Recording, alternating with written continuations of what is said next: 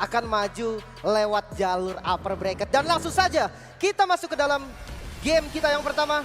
Antara Onyx berhadapan dengan RSG PH. Alright, ini dia Onyx from Indonesia melawan teman-teman dari RSG Filipina yang kita tahu betul belum boleh di-underestimate. Terlebih lagi dengan 5 line up kemenangan mereka juga. Yang dimana yang perlu diperhatikan sebetulnya dari RSG PH ini like sih. Like punya power untuk ngebuka momentum, ngebuka setupnya tuh benar-benar bagus banget. Tapi membahas dari area dari sisi emblem ya, ada satu breath match yang dimiliki oleh dari RSG PH, tentunya dari Nats yang memang berada dari sisi samping. Dengan adanya satu buah emblem tersebut, kita tahu betul bagaimana nantinya akan ada 5% HP tambahan Lim Betul, di dan setiap pukulan. Dan ini adalah hero andalan nih dari Demon Kite ya, menarik banget nih. Rosternya juga sama ketika mereka mendapatkan title dari juara MSC. Nah ini yang menarik nih, dari segi emblem juga sudah kita bedah tadi sedikit. Yang pasti mid lane-nya sama-sama menggunakan Impure Edge.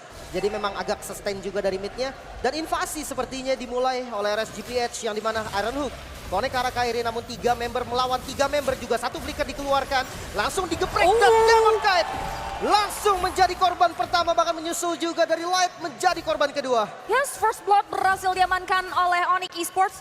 Disusul lagi dengan hilangnya sang jungler. 2 keuntungan terpantau sudah diamankan oleh teman-teman dari Onyx. Tapi Keyboy bakal coba untuk main ngeganggu karya, pola, rotasi, dan juga jungle pattern yang bakal terus dipantau dari Demon Kite yang tadi udah dibahas-bahas dengan comfort hero yang sedang digunakan juga. Kita tahu betul nantinya dengan Little Ignitions burst damage yang diberikan tuh akan seperti apa. Momen yang dimaksimalkan oleh seorang Demon Kite yang perlu diwaspadai oleh Onyx. Sejauh mata memandang, RSGPH mereka masih pulang dengan tangan kosong, tapi setup Turtle nampaknya udah mulai di-poking. Bahkan sudah ada satu buah Astral Eco untuk buka Visions dan slow evac Nats. Bakal coba dipukul mundur, berikut juga dengan area Boots yang berada di area garda depan.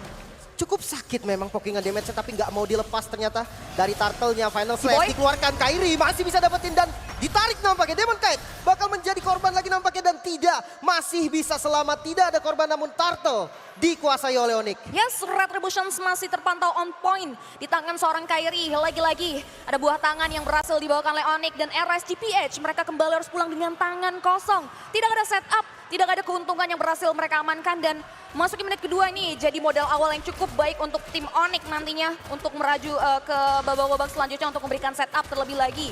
Kalau melihat dari area God Lane ini masih cukup independen, masih cukup aman, tidak ada gangguan yang berarti walaupun rotasi sedikit demi sedikit udah mulai menilik atau bahkan berfokus ke area objektif sana. Yang mungkin yang jadi perhatian adalah bagaimana vision sebetulnya dan juga slow effect yang bisa dihadirkan oleh seorang Sunslim. Mungkin sebenarnya Onyx sendiri dia termasuk scaling loh. Dia bawa Cloud, dia bawa Masha, dan Novaria juga termasuk salah satu hero yang scaling. Tapi dengan early yang cukup baik, dia bisa untuk pegang kendali namun langsung di bloodihan. Efek suppress, Kairi kali ini yang bakal dituju dan masih bisa bertahan lagi. Press keluar, kembalikan darahnya Light. Namun Light yang harus menjadi korban nampaknya. Demon Kite bakal menjadi next target juga dikejar. Masih ada efek slow, masih bisa dihindari, dan Demon Kite menjadi korban kedua next target Eman. Langsung memilih untuk recall, namun Aqua tidak bisa lari lagi dan di dive tampaknya. Eman, Maniac, cewek bisa mendapatkan Maniac di menit kita yang ketiga. Wow, luar biasa sekali setup yang diberikan oleh teman-teman dari RSGPH, justru di offplay dan dikelola oleh teman-teman dari Onyx. Bagaimana cewek di menit yang keempat, ini menit yang masih cukup early, tapi cewek dapetin modal awal yang luar biasa precious, luar biasa berharga banget, yang dimana ini bakal berimpact ke depannya. 4 poin kill, cewek udah mulai hati-hati karena ini pasti bakal nggak luput dari sorotan mata menilik dari area sisi replay. Bagaimana Demon Kite yang terjebak atau bahkan tidak diberikan jalan pulang, karena teman-teman dari Onyx tahu betul perhitungan mereka juga nice di menit kita yang ketiga yang membuat akhirnya 4 pemain dan opsi dive in dari 3-4 member Onyx Esports mengarah area bottom lane membuat Eman harus pun menjadi satu buah hasil akhir dari Maniac, tapi belum berhenti sampai di sana. Onyx mereka masih mau lebih karena setup Turtle yang kedua udah mulai dibuka. Waduh, bootsnya coba untuk dimakan dan bisa untuk ditumbangkan next target Keyboy. Masih coba untuk bertahan di depan, masih bisa flicker kabur, namun Nats nggak bisa lari lagi. Nats menjadi korban 1-1.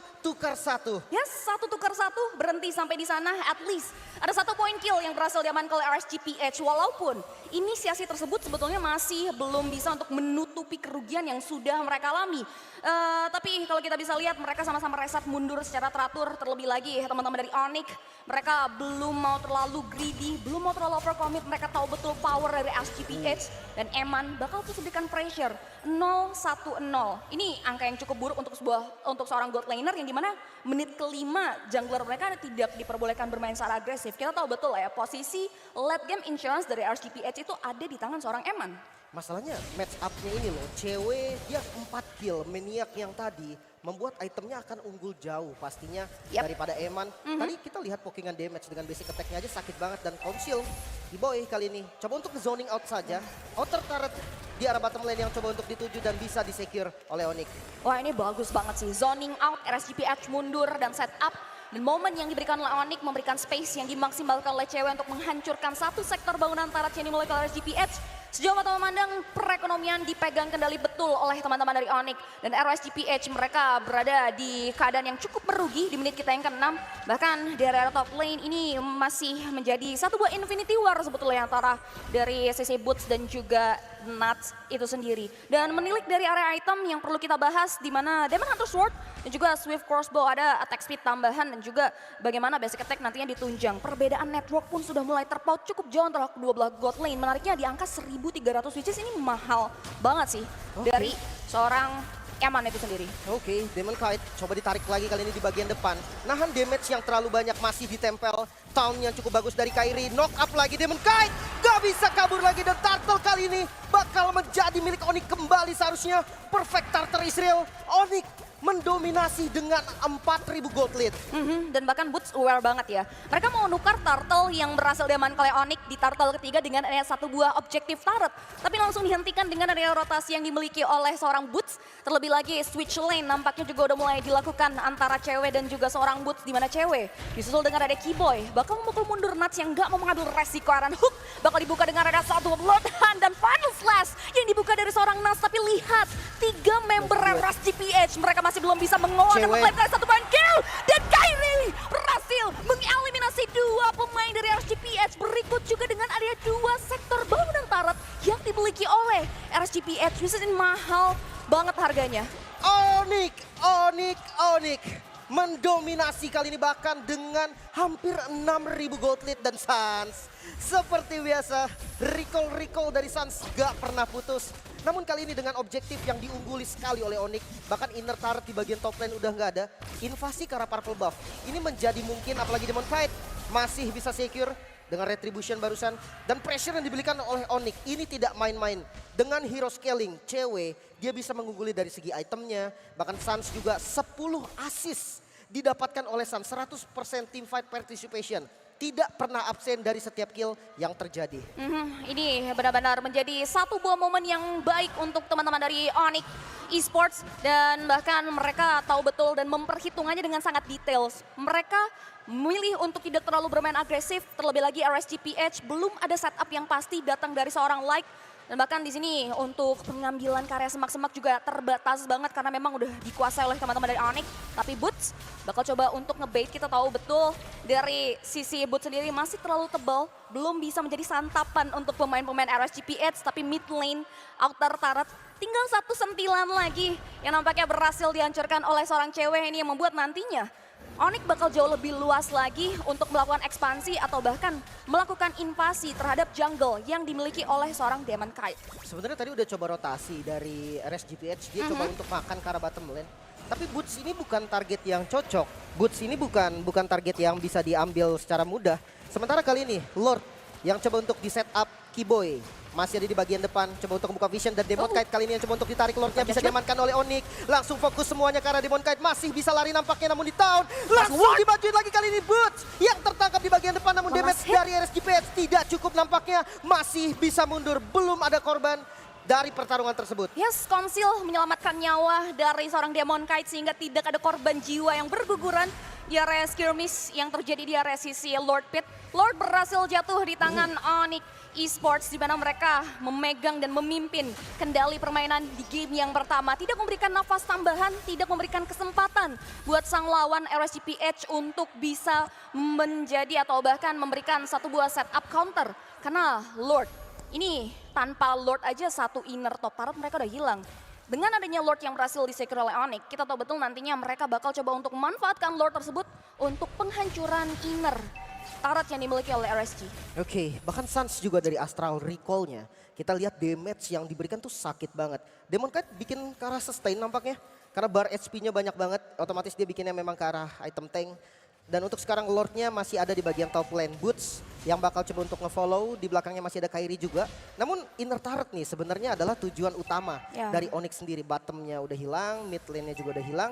Dan Lord-nya ini masih berdiri, artinya mungkin bisa untuk cicil sedikit ke arah base turret atau mungkin mengamankan satu buah base turret juga menjadi keuntungan pastinya untuk Onyx sendiri. Dan yes, defense yang coba dilakukan kali ini Aqua ditarik nampaknya. Keyboy masih bisa mundur ke arah belakang. Keyboy masih bisa selamat, tidak ada inisiasi lebih lanjut dan satu buah base turret di bagian top lane yang hilang. Wah, ini mahal banget harganya.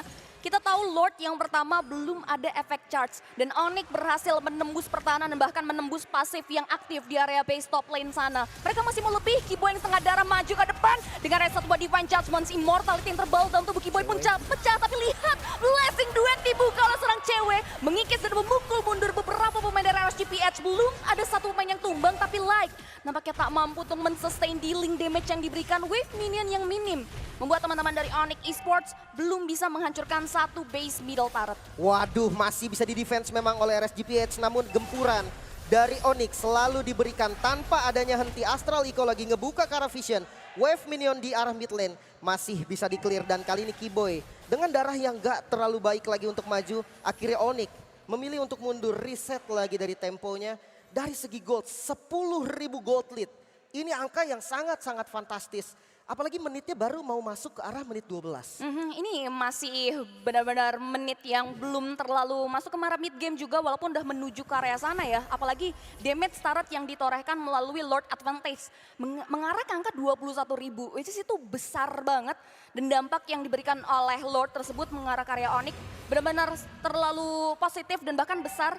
Dan Lord di menit ke-12 kita tahu ini Lord yang sudah diperkuat, bahkan sudah mulai di setup juga RSGPH dengan adanya ketertinggalan perekonomian dan juga perbedaan dari gap level ya, yang dimana terpaut di angka 2 level, mempengaruhi damage retribution ke area Lord yang membuat teman-teman dari RSGPH memilih untuk tidak melakukan kontes. Mereka bakal coba untuk memikirkan setup defensif karena Onyx akan kembali mempersiapkan satu buah serangan yang bisa dibilang nih ultimate serangan sih. Karena kalau kita ngomongin dua base turret yang dimiliki RSGPH, ini tinggal beberapa sentilan lagi udah hancur.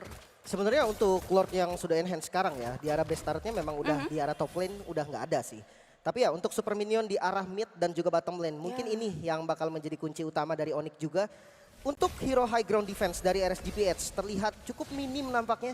Bahkan clear wave arah minionnya aja itu agak sulit. Dan di arah mid lane, Kairi langsung fokus terhadap base turretnya. Dan yes, ditarik nampaknya Aqua di bagian depan. Satu yang menjadi korban cewek. Ini bukan target yang baik. Pastinya Onyx harus reset sedikit. Namun tampaknya dari Onyx tidak kendor sama sekali.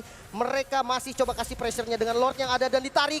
Kali ini cukup berbahaya. Keyboy harus tumbang. Mundur kali ini dari Onyx. Tidak boleh terburu-buru. Wah, Divine Judgment dibalas dengan adanya satu buah final slash yang out of nowhere mengarah ke area cewek. Satu member penting yang sedang membawa tabungan yang cukup besar harus ter-shutdown. Dan dua pemain dari Onyx harus hilang. Tapi dibayarkan dengan ada satu buah base mid lane turret sebetulnya yang berhasil dihancurkan. Melik dari area item. Cewek udah ngamanin ke area 3 item yang mumpuni ya. Dengan adanya Crescent Sight, Demon Hunter Sword, Levic Roar, Golden Staff mengarah udah bahkan full item ya. Dengan adanya Wind of Nature dia ready banget sebetulnya untuk menyikapi serangan-serangan attack dari magical dan juga physical anak-anak RSGPH. Tapi kalau membahas dari area sisi Kairi sendiri dengan adanya jungler durability, power dia untuk menjadi badan dengan ada Antiquiras dan juga Athena Shield, ditambah lagi dengan ada Sky Golden Helmet dan Still Light Plate, ini udah sangat-sangat cukup untuk Kairi bisa menahan damage yang datang dari anak-anak RSG. Oke, dan conceal play kali ini Onyx dari bagian depan langsung dibuka oleh Kairi. Visionnya masuk kali ini Keyboy menarik satu target cewek dengan Blessing Duetnya yang masih bisa di cancel nampaknya dengan Final Slash. Namun fightnya agak sedikit berat karena RSGPH karena 3 member yang harus hilang. Aqua pun hilang. 4 member yang harus hilang dan Demon Knight kali ini terpisah dari komplotannya, menyisakan Demon Knight sendiri yang ditempel terus oleh Keyboy. Nggak dikasih pulang, maju terus, base-nya langsung difokusin. Onyx bakal coba untuk menghajar ke arah base yang ter-expose dan Onyx Esports berhasil mengamankan kemenangan di game kita